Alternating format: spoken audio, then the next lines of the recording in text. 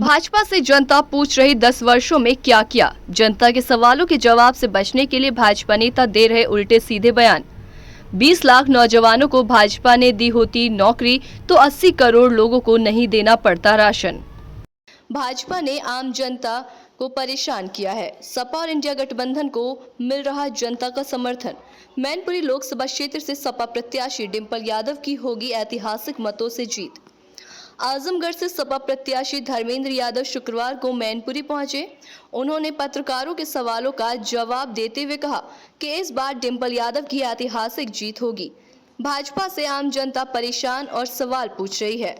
10 वर्ष में भाजपा ने क्या किया। जनता के सवालों से बचने के लिए और मुख्य समस्याओं से जनता का ध्यान हटाने को भाजपा नेता इस तरह के बयान दे रहे हैं ताकि जनता को भ्रमित कर सके, लेकिन अब ऐसा होना संभव नहीं है। उन्होंने कहा कि भाजपा ने जो वादे किए थे उन्हें पूरा नहीं किया है। 60 लाख नौजवान पुलिस भर्ती में परीक्षा देने के लिए बैठे थे, पेपर लीक हो गया, उसे नौकरी नहीं मिली। किसानों को उनकी उपज का वाजिब मूल्य नहीं मिल पा रहा है। चंद पूंजीपतियों का भाजपा ने कर्ज माफ कर दिया, किसान कर्ज में डूबा है, आत्महत्या करने को मजबूर हो रहा है। भाजपा नेता आम जनता का ध्यान भटकाने में माहिर है, लेकिन इस बार मतदाता संविधान और लोकतंत्र को बचाने के लिए मतदान कर रहे हैं। वही बता दें कि पहले दौर के मतदान के बाद भाजपा नेताओं की हालत बिगड़ गई है। आज दूसरे दौर में मतदान के बाद भाजपा नेताओं की बोलती बंद पड़ गई है। सपा और इंडिया गठबंधन के साथ खड़ी है। वहीं इस बार समाजवादी पार्टी के सहयोग से इंडिया गठबंधन की बड़ी जीत हो रही है। वहीं जनता को गुमराह करने की कोशिश कर रहे हैं, लेकिन जनता समझ चुकी है अब भाजपा नेताओं की जुमलेबाजी नहीं चलेगी। झूठ बेनकाब हो चुका है।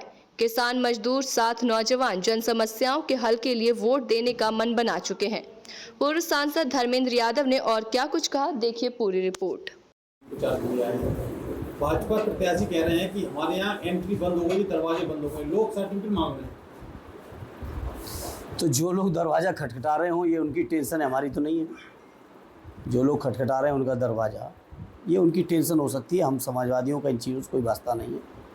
और मैनपुरी में डिंपल जी पिछले लीड से भी बहुत बड़ी लीड से और ऐतिहासिक वोटों से चुनाव जीतेंगे। जो जन समर्थन पिछले चुनाव में हम लोगों के पास था उससे भी ज़्यादा व्यापक समर्थन बढ़ा है, क्योंकि लोग बीजेपी से लगातार दिन ब दिन निराश होते जा रहे हैं।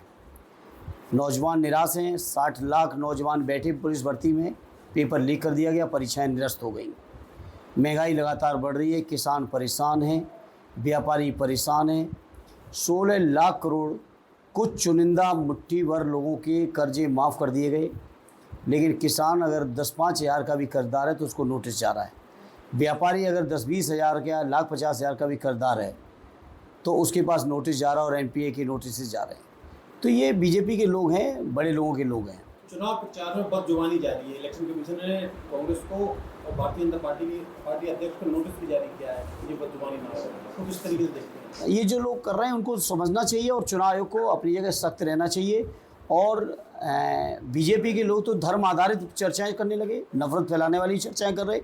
चुनाव आयोग को संज्ञान लेना चाहिए इन चीज़ों का, और संज्ञान ही नहीं लेना चाहिए, उस पर जो जायज़ कार्रवाई बनती है कानूनन वो करनी चाहिए।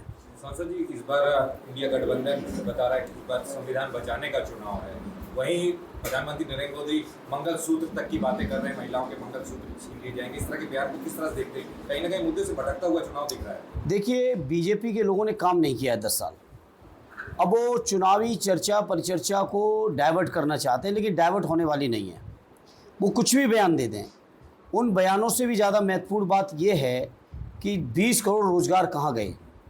आज प्रधानमंत्री जी इस बात की चर्चा तो करते हैं कि हम 5 किलो राशन 80 करोड़ लोगों को दे रहे हैं। मैं समाजवादी पार्टी की ओर से कहता हूं, अगर आपने 20 करोड़ रोजगार दे दिए होते, जो कि आप ही की गारंटी, आप ही का वादा था, तो अगर एक व्यक्ति को रोजगार मिलता तो कम से कम अपने परिवार के 4 लोगों का पेट जरूर पाल लेता और राशन देने की आवश्यकता नहीं पड़ती। लोग रोजगार मांग रहे हैं, रोजगार मिलना चाहिए। किसानों को जो वाजिब मूल्य मिलना चाहिए था स्वामीनाथन जी की सिफारिश के अनुसार, जो नहीं मिला। महंगाई कम करनी चाहिए थी, जो नहीं हुई। स्विस बैंक से पैसा लाने के वादे हुए थे, वो नहीं पूरे कर पाए। आज जब जनता इन चीज़ों की सवाल कर रही है तो भारतीय जनता पार्टी और प्रधानमंत्री जी चर्चा को इधर उधर घुमाना चाहते हैं। हालांकि मैं इतना ही कहूँगा, ये संवेदनहीन लोग हैं, इनको मंगलसूत्र की वैल्यू नहीं पता है। जो माताएं बहनें मंगलसूत्र पहनती हैं उनको एहसास है वो केवल उनके लिए एक आभूषण नहीं है, वो उनके लिए इमोशन है। उस इमोशन को ये बीजेपी के लोग नहीं समझते हैं। हालांकि इस बात का जवाब वोट के तौर पे हमारी माताएं बहनें ज़रूर देंगी। 7 चरणों में चुनाव होने, पहले फेज का वोटिंग हो चुकी है, दूसरे चरण की आज हो रही है।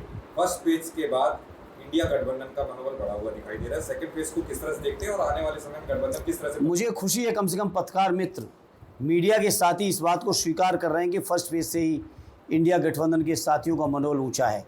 और जैसा हमारे राष्ट्रीय अध्यक्ष जी ने कहा कि लगातार चरणबद्ध तरीके से बीजेपी हारती जाएगी और इंडिया लगातार जीतती जाएगी। पहले फेज़ के वोट पड़ चुके हैं, आपके सामने हैं। दूसरे चरण आज चल रहा है। रात तक रुझान आपको समझ में आने लगेंगे, जो चर्चा आएगी वहाँ से निकल के उन इलाकों से, और लगातार ये चर्चा बढ़ती चली जाएगी। तीसरा चरण तो और भी हमारे लिए महत्वपूर्ण है। संभल से लेके मैनपुरी, फिरोजाबाद, बदायूं से लेके ये तमाम संभल का इलाका जो है, ये समाजवादी पार्टी के लिए ऐतिहासिक होगा। और बहुत सारी वो सीटें जो हम लोग कभी नहीं जीत पा रहे थे पिछले चुनावों में, उन सीटों पर भी ऐतिहासिक परिणाम समाजवादी पार्टी और इंडिया गठबंधन के लिए इस चुनाव में आ रहा है, इसमें कोई शंका नहीं है। अच्छा, बम्पर वोटिंग को किस तरह से देखते हैं आप? जिस तरह से वोटों इस बार ज़्यादा परसेंटेज ज़्यादा जा रहा है इसको मतदान का, लोगों का गुस्सा बढ़ता चला जा रहा है। लगातार पीएम मंच से अल्पसंख्यकों को घुसपैठी बता रहे हैं और वो कह रहे हैं कि केंद्र की सरकार अगर सत्ता में आती है तो जो सरकार है वो सारी संपत्ति मुस्लिमों को बांटती है। ये सब बेकार की बेबुनियाद चर्चा को डाइवर्ट करने की बातें हैं। प्रधानमंत्री जी स्वयं एक राज्य के मुख्यमंत्री भी रहे हैं, 10 साल से देश के प्रधानमंत्री भी हैं, और वो भी इस बात को जानते हैं कि देश में ऐसा कोई कानून ना आज तक बना है, न बन पाना संभव है। लेकिन जान के चर्चा कहीं महंगाई पे ना हो, चर्चा बेरोज़गारी पे ना हो, चर्चा स्विस बैंक पे ना हो जाए, इस वजह से इन चीज़ों को चर्चा, जो आपका जो फंड था इलेक्टोरल बॉन्ड, कहीं चर्चा उसकी तरफ ना चली जाए, इसे चर्चा को डाइवर्ट करना चाहते हैं। और बीजेपी लोग चर्चा डाइवर्ट करने में पुराने माहिर रहे हैं। चुनाव के समय वो चर्चाओं को इधर उधर ले जाने का, और बाद में कहेंगे चुनावी जुमला है। वन नेशन वन इलेक्शन को कैसे देखते हैं? वो जब चीज़ें ड्राफ्ट सामने आएगा तो उस बात को देखेंगे। बीजेपी प्रत्याशी ये भी, हालांकि ये चीज़ें समाज के उन लोग जिनको, जो वंचित लोग हैं, जो बैकवेंचर्स हैं, जिनको प्रतिनिधित्व मिल जाता था, उन तमाम लोगों के प्रतिनिधित्व का रास्ता रोकने का फार्मूला बीजेपी दिन ब दिन ढूंढती रही है, उसी का एक परिणाम है। बीजेपी प्रत्याशी जयवीर सिंह कह रहे हैं चुनाव प्रचार में कि 27 में चुनाव होगा ही नहीं, 29 में चुनाव होगा, तैयारी उसकी। अब वो भविष्यवक्ता हैं,